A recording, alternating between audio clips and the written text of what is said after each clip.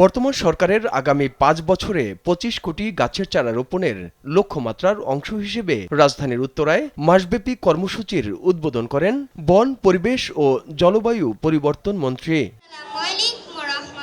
তিনি বলেন, শুধু গাছের চারা লাগালেই হবে না, পরিচর্যাও করতে হবে, না হয় যে উদ্দেশ্যে কর্মসূচি হাতে নিয়েছে সরকার তার সফলতা আসবে না। শহীদ জিয়ার রাজনৈতিক দর্শন, প্রয়াত প্রধানমন্ত্রী বেগম খালেদা জিয়ার উদ্দীপনা এবং মাননীয় প্রধানমন্ত্রী তারেক রহমানের বরিষ্ঠ রাজনৈতিক নেতৃত্বে একতাবদ্ধ হয়ে আমরা সকালেই বাংলাদেশকে একটি সমৃদ্ধ, জলবায়ু সহনশীল, সবুজ ও নিরাপদ সোনার বাংলায় রূপান্তরিত করার অঙ্গীকার করি।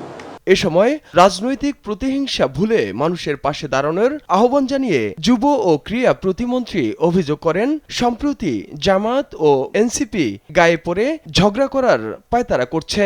আগামীতে কিন্তু স্থানীয় সরকার নির্বাচন রয়েছে, এমন আচরণ করবেন না যাতে ওই বিগত স্বৈরাচারের সাথে আপনাদেরকে তুলনা করে। ঢাকাকে গ্রিন ও ক্লিন সিটিতে রূপান্তর করতে ঢাকা ১৮ আসনের সব নাগরিককে এগিয়ে আসার আহ্বান জানান স্থানীয় সাংসদ। গ্রিন এবং ক্লিন ঢাকা শহর চাই। তাইফুর রহমান তুহিন, দেশ টিভি, ঢাকা। জাতীয় দলের চেয়ারম্যান